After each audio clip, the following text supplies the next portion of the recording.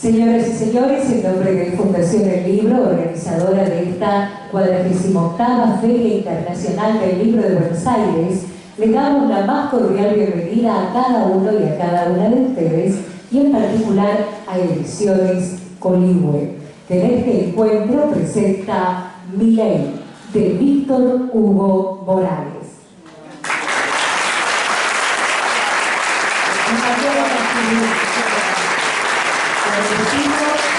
Casa de la Libertad, diseño y entrega en la Argentina de Mi Ley. Queremos saludar muy especialmente al señor Aurelio Narvaja y queremos presentar ahora en esta mesa, acompaña a Víctor Hugo, la señora Florencia Massari, quien colaboró con él en el libro. Es historiadora, investigadora, curadora de cine, empresario, directora del Festival Internacional de Cine.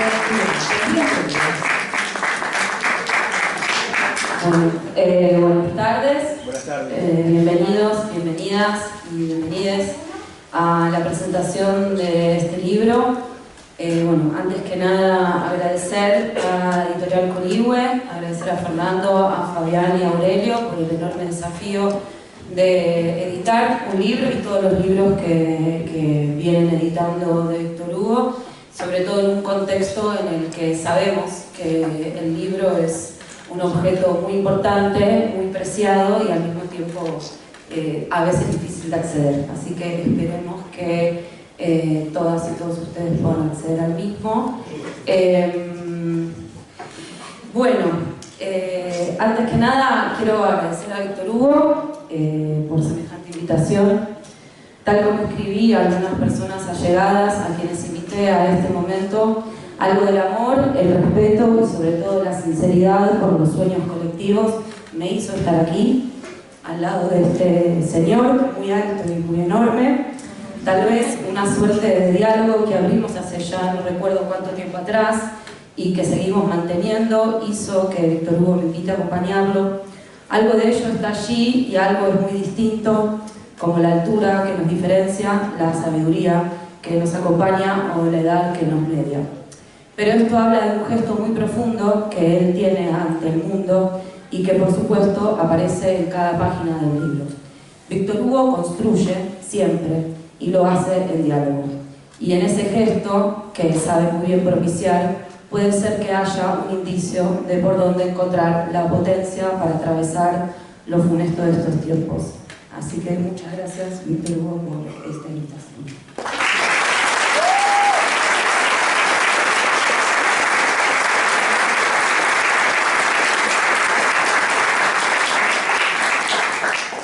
Tengo el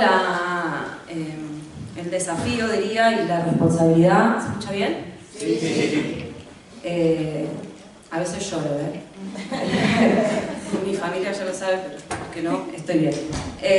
A veces, tengo el desafío y la responsabilidad de recorrer el libro junto a ustedes y que lo compren, por supuesto. Para lo cual me hice como una serie de anotaciones raras que necesito decir en 10 minutos, así que no me voy a correr de ese tiempo. Fue un desafío enorme volver a recorrer el libro para esta presentación, si bien lo recorrimos con Víctor Hugo a lo largo de todo este tiempo, y quería compartirles a ustedes tal vez 4 claves por las cuales podrían ingresar al libro y sobre todo atravesar tal vez con los amuletos que Víctor Hugo nos da estos tiempos que no son para nada fáciles. Me parece que lo primero que Víctor Hugo realiza, esto es un regalo para ustedes, casi todo. Lo primero que Víctor Hugo realiza como un gran autor es la disolución de la oposición clásica entre poética y política. Es un libro totalmente poético y es un libro totalmente político, y no hay ninguna distinción en ese sentido. Y en esa disolución completa entre la política y la poética, encuentro que hay como 4 prismas por los cuales poder ingresar al libro. El primero Son los diálogos y evocaciones que Víctor Hugo realiza a lo largo de todo el libro, en ese gesto maravilloso de entender que todo esto que podamos llegar a atravesar y lo que venimos atravesando sí o sí es en función del establecimiento de diálogos con otros, con otras, intergeneracionales, históricos y ahistóricos, porque me parece que Víctor Hugo también realiza una serie de diálogos fabulativos con aquellas personas que tal vez no se haya encontrado personalmente. Por el otro lado, problemas ontológicos que el libro atraviesa y que va dejando sus marcas por todos lados. Por el otro lado, los temas por los que va discurriendo, que son la manera de ponerle palabras a esos problemas ontológicos. Y por supuesto, las llaves, que yo las llamé figuras de la futuridad, que serían tal vez algunos lugares por donde aferrarnos para poder atravesar esto de lo funesto. Es una suerte como de pequeño punteo y diálogo y listado de cosas, porque son 10 minutos y es mucho, así que preferiría comenzar por los diálogos y evocaciones y dejar el futuro adelante nuestro, o sea, para nuestro final. En esos diálogos y evocaciones por los cuales Víctor Hugo transita, se encuentran Tito, Napoleón, Constantino, Magencio, Marco Aurelio, Garibaldi, Moisés, Dominiciano, Aristóteles, Rousseau, Spinoza, en algún punto también los trazos de Goebbels, Mussolini y Hitler, así como también los golpes de Mohamed Ali contra Frazier, se encuentra Harry Haft, Costa Gavras y pensadores y pensadoras contemporáneas como Eric Sadan, Wendy Brown, Naomi Klein, Noam Chomsky, Lauren de Sutter, Bifo Berardi, Sueli Rolnik, Nuccio Ordine. Y creo que también algo muy cercano a lo que Víctor Hugo construye en esa serie de diálogos, que son sus afectos, se encuentran allí Ricardo Foster, se encuentran sus amores allegados, como Bea y como su familia, así como también el encuentro fortuito con una vecina del barrio de Palermo, será Barrio Norte. Entre los temas por los que discurre, o vamos mejor dicho, vamos por los temas en los que discurre y después seguiremos hacia el punteo de sus problemas ontológicos. Víctor Hugo discurre por temas como el poder concentrado en la Argentina, su relación con los poderes internacionales, el lugar de la Argentina en la inserción en el mercado mundial, su relación con los bloques de poder económico, el colonialismo, la relación del norte con el sur global, la determinación actual de la relación con Estados Unidos, la Unión Europea, China y Rusia, el lugar que ocupa la guerra en el sistema mundial, el complejo industrial armamentístico y la industria farmacéutica o psicofarmacéutica, el ciclo de la guerra y de la reconstrucción, el realineamiento actual de la Argentina y el lugar que tiene hoy en la relación con la Unión Europea, Estados Unidos y Ucrania, en contraposición al eje de Rusia con China, el lugar que ocupa la deuda como el disciplinador social y político de la Argentina, el lugar del narcotráfico en el nuevo realineamiento del actual gobierno del Estado, en contraposición a la entrega del control territorial, a la entrega de la soberanía, a la entrega del concepto de soberanía y la violación a la memoria de la Guerra de Malvinas. La concentración de la riqueza y quiénes son los dueños del poder, la disputa por la renta, la imposición del neoliberalismo en sus diferentes etapas en la Argentina, el golpe militar, el menemismo, el macrismo y la actual etapa de Milei. El lugar que ocupa en esa imposición del neoliberalismo la memoria reciente o la experiencia del neoliberalismo en los 90, la memoria de las privatizaciones, del movimiento de desocupados, del movimiento piquetero. Y por supuesto, y aquí se abre un gran paréntesis, el lugar que ocupan los medios de comunicación para la consolidación y la concentración de la riqueza en la Argentina y la consolidación de los mismos de siempre en el poder. En ese sentido, como ustedes sabrán, Víctor Hugo hace un desarrollo muy profundo sobre el estado de situación actual de la concentración de los medios de comunicación, pero principalmente de cómo esos medios de comunicación y cómo el monopolio de la información pueden dar cuenta de la determinación de las nuevas subjetividades que armaron lo que estamos viviendo hoy, que es el gobierno de lo Milei, diríamos, o la forma Milei que aparece en el gobierno. En el compendio, diríamos, que va atravesando todo el libro en relación a los medios de comunicación, cómo se utilizan las fake news, cómo se instala la corrupción en los imaginarios cotidianos, la construcción de las nuevas subjetividades, no solo por lo que provocó la pandemia en relación al abandono del espacio público, sino por el lugar en que han tomado las nuevas tecnologías, que de esa subjetividad es parte o no de una explicación de por qué gana Milei, gana Trump o gana Bolsonaro, la apelación de estas nuevas formas de dominio a las emociones, la instalación de las pasiones tristes, la inoculación del odio y del rencor, el lugar que ocupa esto en la generación de estos nuevos liderazgos, qué de Trump y qué de Milei, perdón, qué de Trump o qué de Bolsonaro está consolidado en la forma de gobierno de Milei, qué lugar tiene la razón en todo esto y, por sobre todas las cosas, cómo construir ante el avasallamiento de las subjetividades un pensamiento crítico posible de torcer algo de este destino que parece casi diseñado con pluma y lápices por el norte global.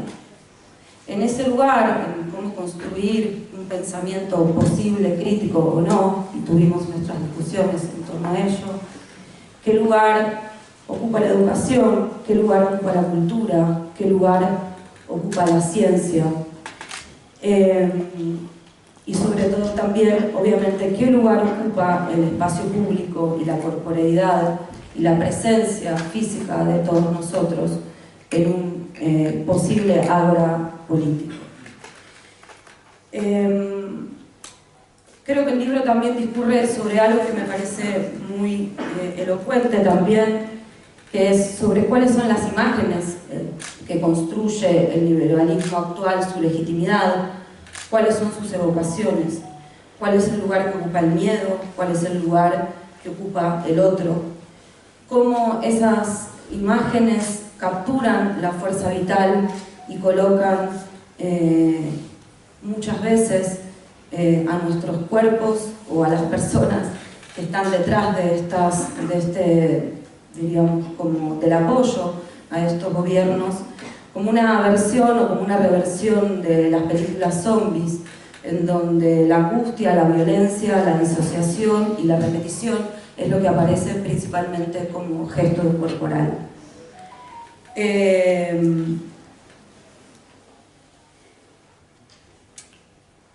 Ya, 2 minutos más. Una de las cosas que me parece también principales en relación a esto es una pregunta que va recorriendo también todo el libro, que es ¿qué de este gobierno instalado en la Argentina tiene cualidades diferenciales con los gobiernos de Trump o Bolsonaro? ¿Cuáles son sus implicancias para toda América Latina? Y si podríamos estar hablando o no de una nueva modalidad de golpe iniciada en su momento por el derrocamiento de Lugo, luego la continuidad de la instalación de Bolsonaro en el poder, luego el derrocamiento de Castillo en Perú, la desestabilización de Ecuador y por supuesto la reversión del neoliberalismo que estamos viendo actualmente a través de Milei. En esta pregunta, ¿qué de este gobierno instalado en la Argentina tiene cualidades diferentes con las de los otros gobiernos instalados en América Latina y qué implicaciones tiene? Para mí Víctor Hugo vuelve a un gesto totalmente potente y que atraviesa su ética y su manera de entender el mundo.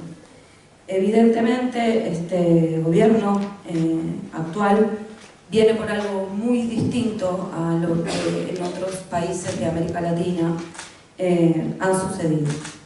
Y viene justamente para derrotar la lucha y la organización y la experiencia de organización que tiene la Argentina a través de sus trabajadores y trabajadoras. Experiencia única que ubica justamente a la Argentina en un país bastante diferencial en relación a América Latina. En ese sentido, la pregunta de qué es lo que viene a instaurar este gobierno para América Latina, evidentemente para Víctor Hugo es una muy buena devolución o puesta de la pelota en nuestro campo. Este gobierno evidentemente viene por el pueblo, viene justamente por las victorias que este pueblo ha sabido defender en su organización, y en ese sentido, una vez más, entonces Víctor Hugo nos devuelve la posibilidad y la potencia de modificar las relaciones que estamos viviendo. Y ahí me gustaría hacer un poco este gesto que va por detrás, que está por detrás y que sostiene el por detrás del libro de Víctor Hugo, que me parece que son como los problemas ontológicos por los cuales Víctor Hugo va atravesando. Creo que este libro, y me atrevería a decir casi toda su experiencia vital. Víctor Hugo se pregunta por el lenguaje, por la moral, por la ética, por la estética, por el egoísmo, por la indolencia, por la relación del amo con el esclavo, por la relación del individuo con lo colectivo, por la relación de la propiedad privada y el hacer común, por la relación de los populismos y las masas con sus líderes, por la relación entre el fascismo y la democracia, por la posibilidad de la palabra y la comunicación, por la religión y por lo místico, por el rencor, por el odio, por la relación entre la juventud y la vejez, por los medios y por los fines, por la riqueza, por la sabiduría, por la memoria, por la libertad, por la igualdad, por la equidad, por la soledad, por el futuro y sobre todo por una gran pregunta que es cómo construir un horizonte de vida colectiva.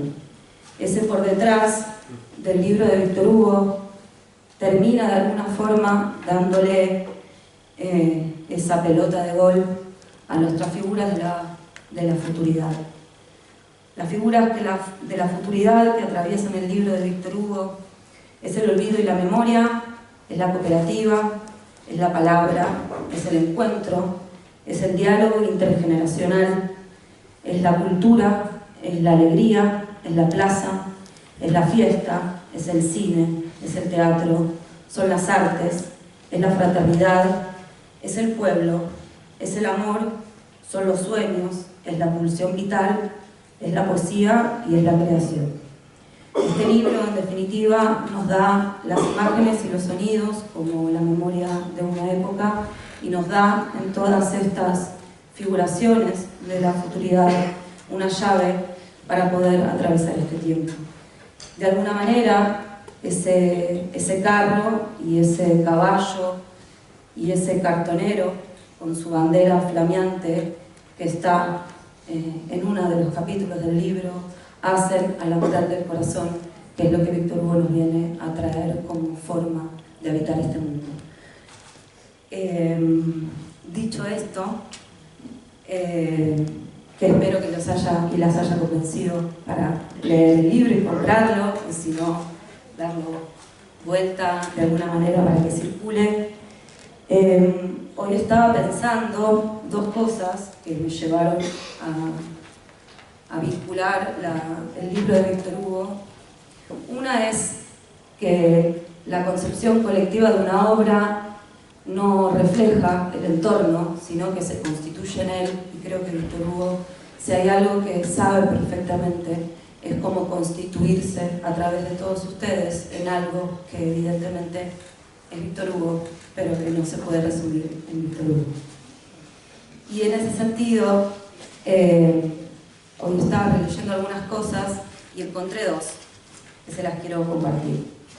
Una es algo medio escrito que hice, que dice: ante el apagón de la insensibilidad, ante el fin de la historia que adquiere la forma matemática del código financiero, este libro intenta realizar un corte en otro lugar, disolviendo la oposición clásica entre poética y política.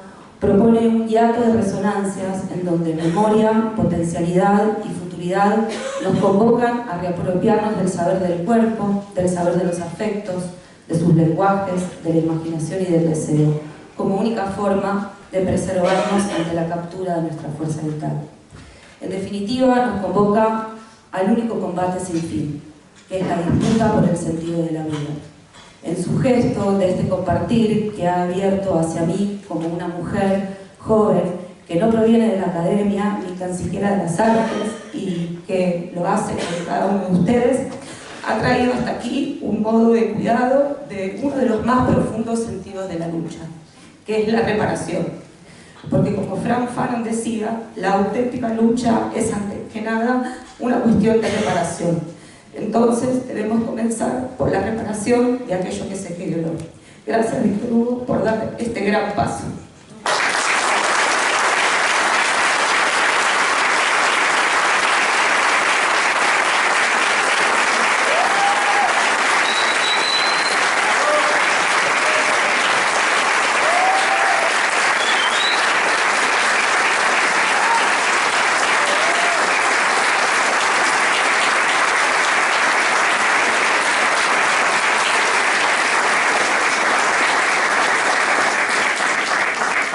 Gracias a Flor, que ha sido una colaboradora maravillosa, a la que conocía y admiraba muchísimo, del esfuerzo gigantesco de uno de los festivales de cine que más me han importado en la Argentina, que son el Festival de Cine Migrante, que ha hecho durante 15 años y que a lo mejor este año se interrumpe por las razones que ya sabemos. Antes de entrar aquí me he enterado que Tecnópolis va a ser cambiado. ¿Saben por qué? Va a estar ahí el circo de Flavio Mendoza. Dicho es así, ¿no? Así que no va a haber más Tecnópolis y vamos a tener así un circo, que es casi una metáfora de lo que nos está pasando, ¿verdad? Muchas gracias por estar aquí. Muchas gracias. Una vez más, por dejar completa esta sala. Nosotros habíamos pedido 20.000, pero se nos fue la mano. Era un poco caro que nos dieran 20.000 entradas. Y después pensaba de qué les iba a hablar. Están bastante conocedores. Yo sé que los que están aquí, gracias a Dios, están bastante bien informados en la mayoría de los casos. Conozco a la gente que sigue este tipo de actividades y doy por descontado eso, así que no les voy a hablar de cómo nació el dinero, porque doy por descontado que tienen dominio de esto, y tampoco les voy a hablar de lo que era la sal y el salario, porque ese entrenamiento ustedes lo tienen. Además el libro ya se ha quedado corto. Aurelio Narvaja, que humildemente se ha quedado de pie allá en el fondo. Sentate, Aurelio, si podés, porque nosotros ya no estamos para una hora parados. Aurelio, me parece que, antes que nada, debo decir, gracias a Coligüe, porque ha hecho el libro más lindo de todos los que me ha hecho Coligüe. De verdad que está fantástico. Y esto lo debo también a Flor, a cada uno de los subtítulos, pretendiendo que donde lo abran el libro se pueda leer una parte. Vieron que somos de hojear libros, lo hacemos absolutamente todo. Entonces, encontrar un subtítulo que le pueda enganchar permite poco a poco ir leyendo el libro y no empezar la tarea un poco más agotadora de la primera página y después hacer el recorrido. Por primera vez tengo muchísimos subtítulos que determina que cada capítulo sea de 1,5 páginas aproximadamente, para que cada uno de los temas que vamos tratando pueda tener un significado especial en ese momento. Y decía que nos hemos quedado cortos y Aurelio lo volví loco tratando de agregar cosas cuando ya el libro estaba terminado, porque todos los días esta gente hace algo. Por ejemplo, no tengo lo de los chinos iguales. No tan feliz. Ya la alcanza no comprar, si no tienen los chinos iguales. La verdad. Y también se me escapó lo de los jubilados, que para qué quieren aumentos y demás, sabiendo que nos vamos a morir los jubilados. Las cosas, de verdad que tampoco he podido hablar de el último viaje que encara ahora Milei, otros 37 millones, 40 millones para ver si se saca una foto con Trump, si lo encuentran en el camino.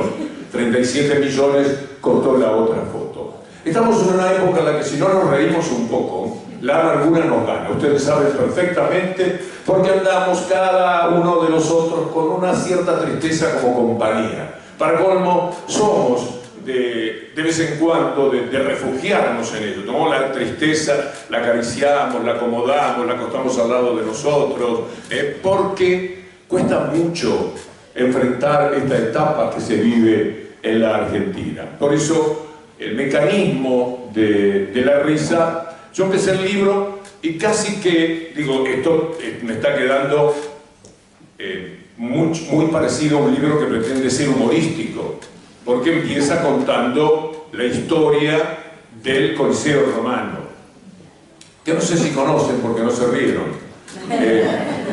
La historia del Coliseo Romano es aquella. Yo tuve que apelar a La Nación, al diario La Nación, para que resultara creíble. La Nación consultó realmente 12 fuentes, o sea, 12 personas diferentes. Miren cómo sería la duda de La Nación, que chequeó una información.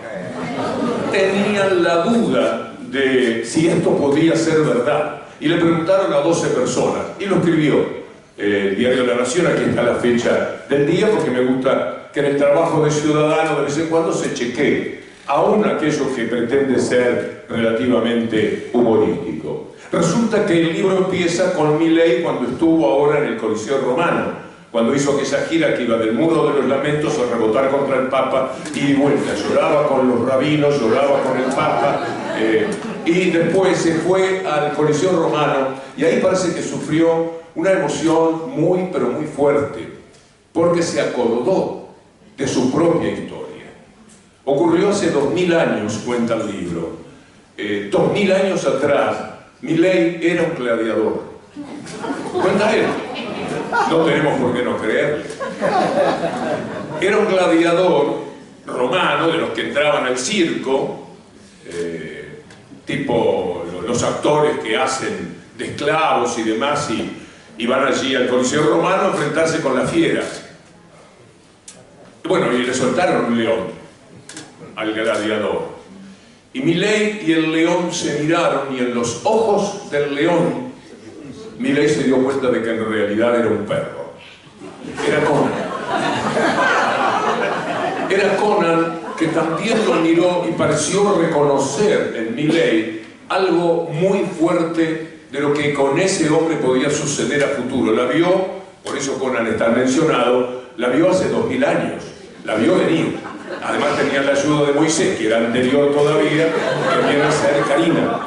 Con lo cual, estamos con toda una perspectiva muy especial. El asunto es que ante la impavidez de Diocleciano, imagino que sería más o menos ese emperador, porque además es de lo que me gusta de la historia de Roma, se quedan mirándose, el gladiador y el león perro. Ninguno se mueve, estaban entendiéndose. Y ahí acordaron, ante, supongamos, Diocleciano, que iban a estar 2000 años más tarde en la Argentina arreglando nuestros problemas. Yo en realidad confío, dada la personalidad de Milei, que un día de esto nos diga que él también en el camino, para pasar el rato, antes de ocuparse de la Argentina, fue Napoleón, por ejemplo. ¿Qué sabemos si en realidad no se trató también de una colaboración en esa época? Este personaje es quien preside la Argentina. A este personaje instaló el poder real de la Argentina en la presidencia. El chiste es de todos los días. la estupidez que ha regado a la Argentina en este tiempo es cotidiana. Muchas veces no sabemos qué hacer, si tomarlo en serio o tomarlo en broma, pero el problema es que es mucha el hambre que está generando, es mucha la desolación que le acerca a las personas, es demasiado dejar para atrás los salarios de los jubilados, no hablar de los salarios nunca, pisarlos, que es como pisarle la cabeza a un trabajador, pisarle los salarios. Va contra las personas que tienen discapacidad, les cierran las oficinas. Tienen una crueldad, por eso el libro se llama Casta de la Crueldad, tan significativa que ahora, en un lugar que se llama Corcovado, allá lejos en el sur, había una oficinita de correo con un solo funcionario y lo echaron también. Se dieron el gusto de echar el 100%, que era lo que él quería, porque su idea es el 100%, esto no puede andar en el 20, en el 25, ya llegará para él la oportunidad de que sean absolutamente todos los trabajadores a los cuales desprecia y denigra, porque es un servil que está puesto de rodillas frente a ese poder real que lo ha designado. Milei es una confusión en este libro y en la vida cotidiana y en todo lo que leemos. Milei es directamente un representante de esa casta de la crueldad que se llama empresariado de la República Argentina. Este es el poder real. Está mandando Roca en la Argentina. Está con más funcionarios que los que el propio Milei tenía como seguidores metidos en el gobierno. Está con YPF, ya dueño prácticamente de YPF, pero sin tener que pagarla, por lo menos no hasta ahora. Ya se quedó también con eso. Entonces, ese poder real de él, de los dueños de los medios de comunicación, de los otros empresarios que son los que fijan y fijaron durante todo el año pasado la brutalidad de los precios que determinaban una inflación con la que no se podía competir de ninguna manera con los salarios, y sin embargo era bastante más baja que la que todavía tenemos hoy día en la Argentina. Empresarios que muestran cuál es su carácter cuando vemos a un señor que se llama Pagani de Arcor poniendo todos los días 50, 60, 70% más el valor de los alimentos, nada menos. O cuando vemos que el primer día, la misma noche en que ahora en este gobierno se publicó el DNU, las prepagas aumentaron tanto, pero tanto, que hasta los liberales, los libertarios, los que dicen que hay que hacer lo que quiera porque de esa manera se salvan los países, tuvieron que recoger el violín, tuvieron que decir esto no va, esto no puede ser, porque la gente directamente estaba teniendo que dejar la prepaga, tenía que sumarse a la salud pública, se tendrán que sumar cientos de miles a la salud pública, con lo cual esa salud pública de médicos mal pagos, de enfermeros que no son reconocidos, etcétera, tendrá que hacerse cargo de cientos de miles más de personas que, en medio de la sorpresa de la clase media, que tanto tiene que ver con lo que nos ha pasado, que tanto tiene que ver con las traiciones que nosotros cometemos con nosotros mismos, esa clase media va a tener que alimentar. El ataque feroz a la cultura, que en algún momento me ocupa en el libro. Les voy a leer, es breve, no los voy a cansar con la lectura, pero tomo algo que es lindo cuando lo leí y decidí ponerlo en el libro, consultándola a Flor. La cultura y los peces en el agua es uno de los subtítulos. Nuccio Ordine, que es uno de los escritores más significativos de la actualidad, donde vean un libro de lo que se llama La utilidad de lo inútil. Nuccio Ordine, en su libro La utilidad de lo inútil, alude a David Wallace por un discurso frente a los estudiantes de una universidad. Ilustra sobre la función de la cultura en nuestros días. Mientras leo esto, no dejen de pensar en la Feria del Libro, en la maravilla que significa ver a través de estos ventanales a la gente entrando por distintos libros, por distintas manifestaciones, por todo lo que tiene que ver con la cultura. De cada uno de los libros uno sale por acuerdo o por oposición, un poco mejor, porque sale discutiendo consigo mismo. Y cuando discutimos hasta con nosotros mismos, empezamos a mejorar. Lo que no nos mejora es la indiferencia, lo que no nos mejora es la pasividad. Había una vez dos peces jóvenes que iban nadando y se encontraron con un pez más viejo que nadaba en dirección contraria. El pez más viejo los saludó con la cabeza y les dijo: «Buenos días, ¿cómo está el agua?». Los dos peces jóvenes siguieron nadando un trecho hasta que por fin uno de ellos miró al otro y le dijo: ¿qué demonios es el agua? El sentido inmediato de la historia de los peces es el hecho de que las realidades más obvias, ubicuas e importantes son a menudo las que más cuesta ver y las más difíciles de explicar. No tenemos, pues, conciencia de que la literatura y los saberes humanísticos, la cultura y la enseñanza constituyen el líquido amniótico ideal en el que las ideas de la democracia, libertad, justicia, laicidad, igualdad, derecho a la crítica, solidaridad, bien común pueden experimentar un vigoroso desarrollo. Nuncio nombra también la prestigiosa palabra tolerancia, que al autor de este libro no le gusta, aprendió a rechazar. Bueno, pero se concuerda en todo lo demás. Todo lo demás es decirnos que vivimos en cultura, aunque no seamos capaces siempre de advertirlo, pero vivimos de una manera que justamente por no saberlo ver, no nos entrena para la defensa. Ahora sí, porque nos están atacando con una enorme violencia, con un sentido de la provocación que no se puede tolerar. Y entonces voy a la feria. Twitter es la lectura nocturna de un presidente que decide embestir contra toda la cultura.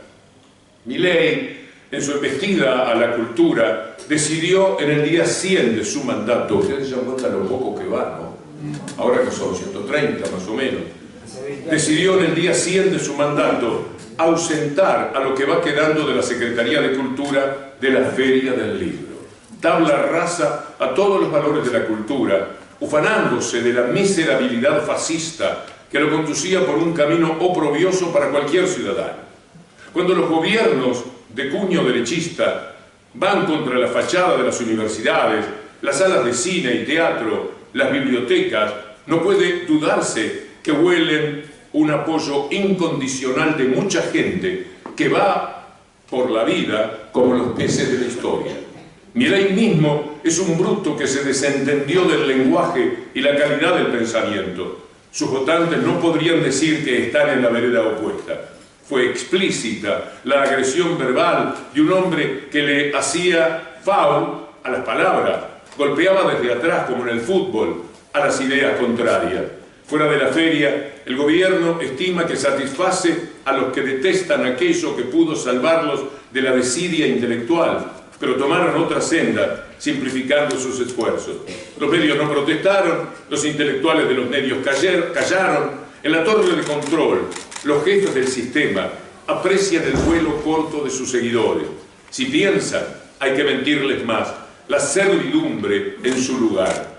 La literatura que auspician es la de Twitter y otras redes.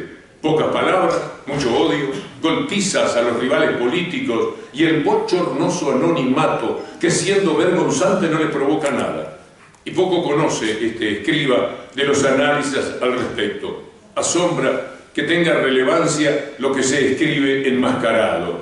Cada noche de insomnio, Milei la dedica a las letras de sus admoniciones al resto de la clase política.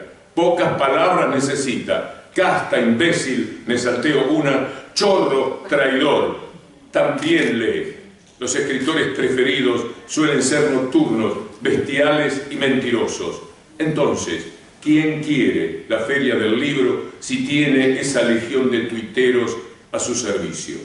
La ausencia del gobierno en esta Feria del Libro también es simbólica, como eso tan drástico que parece mentira que acabo de decirle y que quiero de todas maneras confirmar a cada rato, aunque la información viene de muy buena mano, que Tecnópolis, un lugar democrático, un lugar para todos los pibes, ustedes saben, conocen esa zona, saben quiénes llegan hasta ahí, no lo tendrán más, porque a ese circo no van a poder ir porque las entradas van a ser muy caras y además se trata de un circo, sin ninguna maldad o malicia hacia la persona que se va a hacer cargo de ese lugar. Robarle Tecnópolis a la gente, robarle de alguna manera cada uno de los hechos culturales, el Inca, llevarse por delante los elementos que hacen a lo esencial de nuestra convivencia, retirar todos los apoyos a lo que sea el teatro, a lo que sea la literatura, a lo que sea aquello que es un emprendimiento para que después vengamos a celebrar la vida en este lugar al que llamamos la Feria del Libro y que es el más alto sitio, el ágora más importante que tenemos, justamente para celebrar lo que nos provoca tanto orgullo y tanto amor propio. Nos llenamos la boca con Cortázar, con Borges, con Galeano, nos llenamos la boca con García Márquez, vivimos orgullosos del bagaje que poco a poco, más o menos, hemos adquirido en nuestra vida, y sabemos que cada uno de esos libros nos hizo ciudadanos mejores, y todo eso es lo que quieren de alguna manera evitar. ¿Por qué? Porque una persona que se educa, que se prepara, es una persona pensante. Es una persona que se hace peligrosa, porque las pensantes rechazan la estupidez, rechazan la mentira, tienen mejor ejercicio para plantarse frente a lo que es la falsedad. Y las falacias no pueden prosperar tan fácilmente ante una persona que se ha preparado, que ha hecho algún esfuerzo, que algún libro ha leído, que algún ensayo ha leído, que se preocupa de buscar los mejores lugares de los diarios donde aparecen los que nos ayudan a pensar. Yo recurro en el libro a muchísimos pensadores, debe haber como 10, 12 pensadores por lo menos. Cada uno de ellos para mí es un alimento constante, porque cuando alguien nos ayuda a pensar, cuando alguien piensa como nosotros, ¿vieron que pasa eso? Cuando alguien dice algo muy reconocible como útil, decimos, yo pensaba eso, lo que pasa es que no lo sabía decir. Bueno, a mí me pasa lo mismo. Hay cosas que pienso, que siento en mi corazón, y que de pronto tengo que abrirme la cabeza, gracias a Lucho Ordine, a cada uno de los hombres y mujeres que cito en el libro, porque han escrito para que nosotros seamos algo mejores, seamos mejores ciudadanos, aprendamos de ese trabajo de ciudadano. El libro habla también de cómo nos están robando todos los días. Ya se robaron YPF, ya no es YPF la que teníamos el año pasado, ya la maneja Roca para sus intereses. Siempre me pregunto lo mismo, ¿para qué quieren más plata? ¿Qué es lo que pasa con hombres que tienen 8.000 millones de dólares? 8.000 millones de dólares. ¿Para qué quieren más o no quieren más? ¿Por qué ese poder? ¿Por qué deben estar compitiendo entre ellos? El del mercado pago, ese mercado libre, ¿cómo se llama? Alperín. Ese Alperín que se va a quedar con el correo. Seguramente va a quedarse con el correo porque el correo le viene fenómeno. Entonces va a tener el contenido y va a tener la manera de llevarlo adelante. Es por eso es que quieren privatizar. Por eso es que le quieren otra vez robar a la Argentina empresas que perfectamente tienen que seguir funcionando como empresas estatales. Y se nos van a quedar eso para sus amigos. Por eso es que ahora tenemos que tener cuidado, porque aparece un nuevo tipo de periodismo, aparece un progresismo como el de los años 90, un progresismo fácil, porque ellos saben lo que es Milei, se ríen de Milei, juegan con Milei, titulan con Milei, ponen indirecta de Milei, y parece que de pronto, ¿qué pasa? ¿Se dieron vuelta? ¿Ya no están con Milei? No es así. Mientras tanto, el DNU que ellos quieren, la ley de base que ellos quieren y que puede llegar a salir en el Senado, no sé si convocar a la esperanza de que no sea así, porque la esperanza cada vez me muerde más los tobillos, pero no me da tantas satisfacciones. Cada uno de ellos sabe que se va a quedar con una parte de esto que están ellos entregándose a los propios hacedores de la presencia de Milei en nuestras vidas.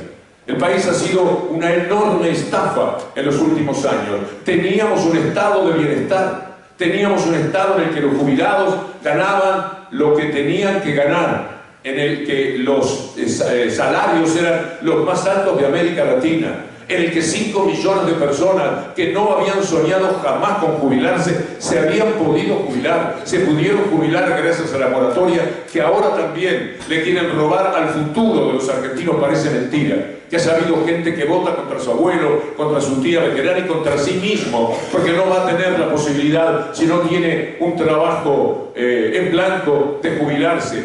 No puede en el futuro que ellos están construyendo y que todavía podemos evitar un poco. Tenemos 3 años y medio ahora para poder gritar que queremos recuperar todo lo que nos robaron, todo lo que se llevaron por delante. era un país con creación de derechos, era un país que tenemos la postal todavía del Bicentenario para entender que era vivible, era un país donde existía el autito que nunca se soñó, 0 kilómetros o usado, las vacaciones que masivamente se podían tomar los trabajadores en aquella época.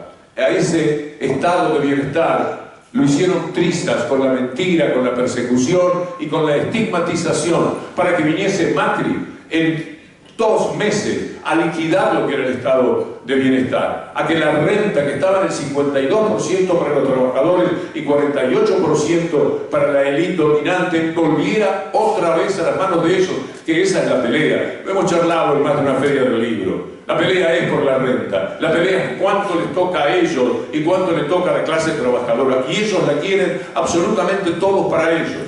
Y en consecuencia, la estafa consistió en atacar a aquel gobierno en nombre de la corrupción y aquel progresismo de los 90, no solamente la derecha, sino los que alguna vez se llamaron progresistas, tenían un cambio en su vida, habían pasado a ser clase media, y clase media en algún caso un poquito más alta, y en consecuencia estaban un poquito más a la derecha, como ocurre cuando el bienestar le llega a muchas personas, seguramente a ninguno de ustedes, pero sí a muchas personas le cambia el eje de la vida, el hecho de ir mejorando, de dar pasos importantes, y en consecuencia le dijeron corrupción y encontraron el camino para poder desertar de aquello que era su progresismo de los años 90, y en nombre de la corrupción se volvieron en contra de ese estado de bienestar que ahora desaparecido les está provocando un enorme dolor de cabeza, porque justamente es la clase media la que más lo está sufriendo, porque los pobres están mucho más entrenados.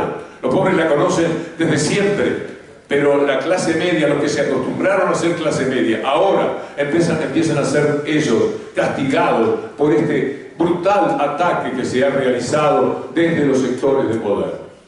Cada día lo que me planteo y lo que me pregunto es ¿qué estamos haciendo? Me parece, cuando nos hacemos esta pregunta, que a veces tenemos la sensación de que estamos demasiado quietos, pero de pronto, fíjense ustedes, por distintos motivos nos convocan, nos llaman y salimos corriendo para la plaza, salimos corriendo para el abrazo, salimos corriendo detrás de la necesidad de decir, aquí estoy. Uno mira el obelisco cuando va llegando, llega a la Plaza de Mayo, mira la Plaza de Mayo, la reconoce, es su amiga porque allí estuvo todas las veces, o la mayoría de las veces que fue necesario estar para decirse pueblo, para llamarse a sí mismo pueblo. Y vamos corriendo y nos reconocemos en la Plaza de Mayo. El rostro nuestro, la cara de nosotros, es esa multitud que alguien fotografió con un dron el otro día, en el que aparece una versión casi artística del pueblo en las calles. Seguramente vieron esa fotografía. Bueno, esa es la cara de cada uno de ustedes, de los que tuvieron. Ese es el rostro que tenemos. Somos el rostro de una multitud de millones que queremos otra vez ayudarnos a cambiar, porque de este lado quedaron millones y la esperanza no es vana. Estuvo un candidato que no sé a cuántos de ustedes les gusta, a mí no me gustaba nada, que se llama Massa, pero de todas maneras era la resultante de una situación bastante compleja y apareció de pronto como el candidato que había que sobrellevar. Algunos sometiendo nuestro espíritu crítico a una especie de control, como atándolo, y otros un poco más obedientes a las circunstancias, entendiéndola. Ese candidato que no satisfacía plenamente estuvo por ganar en la primera vuelta. Le faltaron 2,5 puntos, tan solo, fíjense, y sería otro país, aunque no me guste totalmente ese señor. Este sería otro país, no sería la devastación, la provocación, la estupidez humana que estamos sobrellevando ahora. Fíjense que con 2,5 puntos más, y cuando llegó el balotaje con toda la derecha, fomentada por los medios de comunicación, por cantidades de dinero que no somos capaces de imaginarlo, sacaron 44 y pico % de los votos.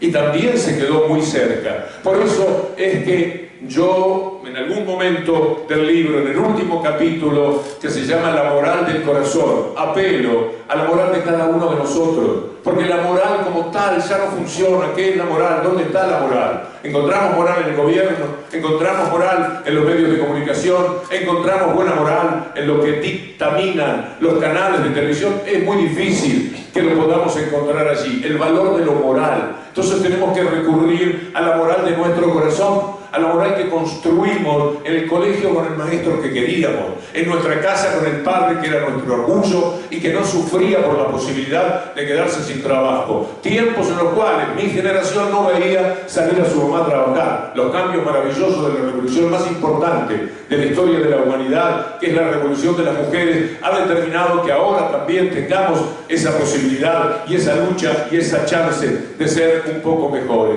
Vamos a luchar con esa moral del corazón, a impulsarnos hacia una tarea que es de cada uno. Yo estoy aquí, se imaginan, a esta altura del partido, ya casi independientemente de cualquier ambición personal.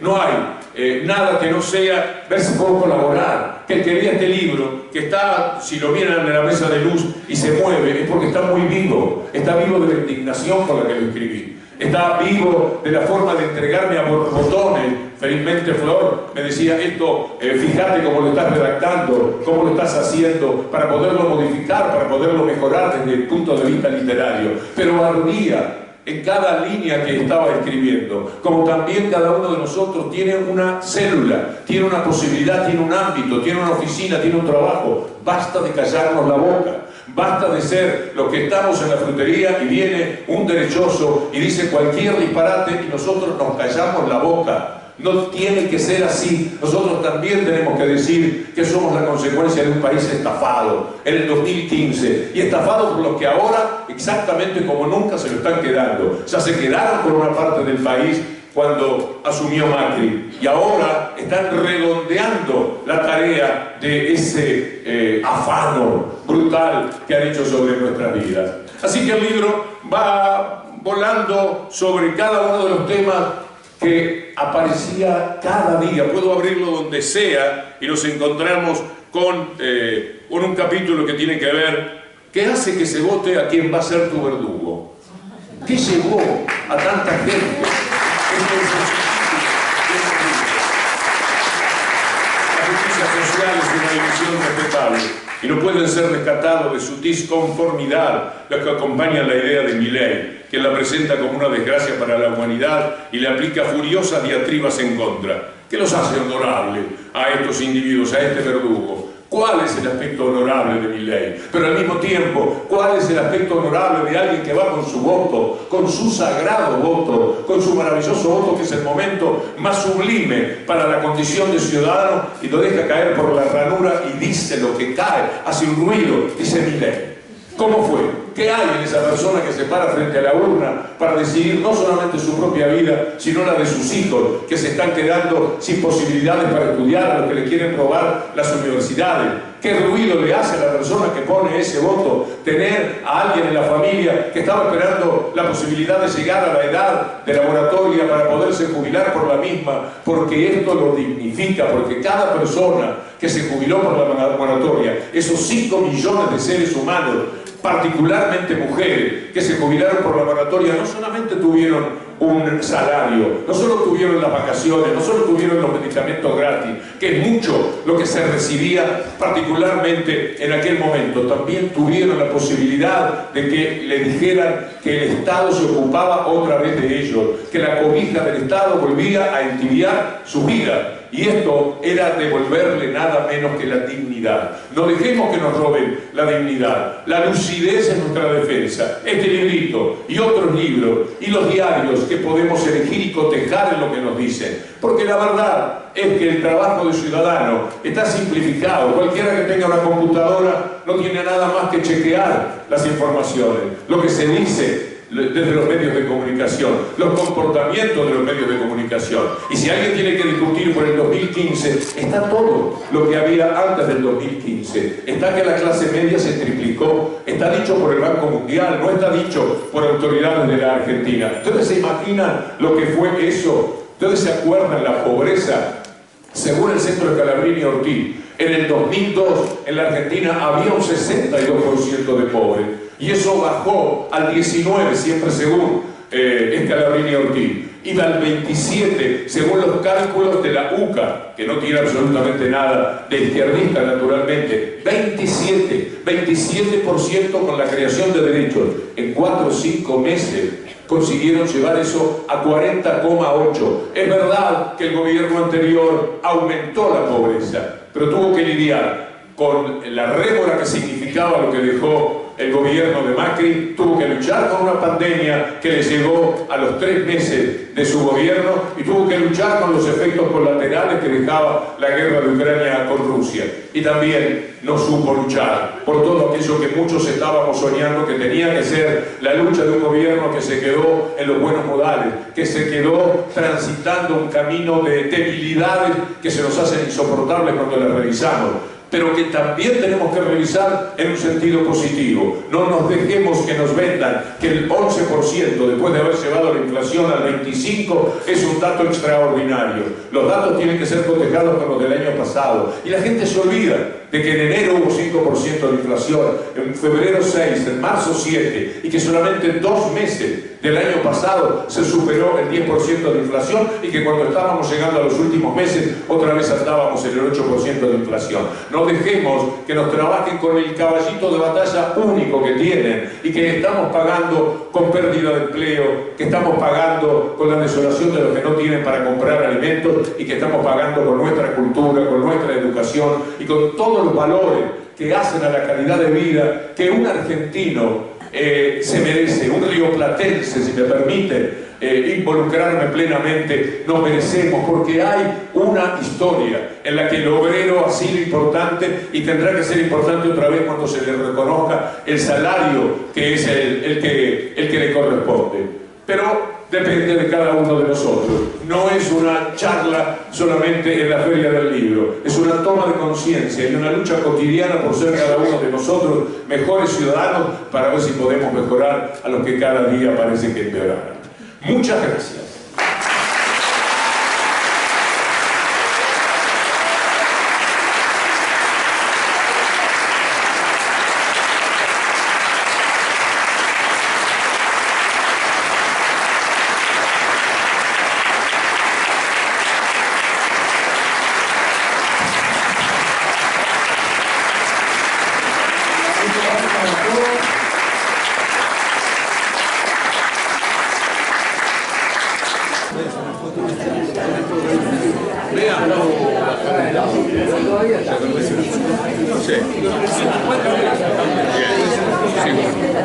Creo que la señora... ¿A quién?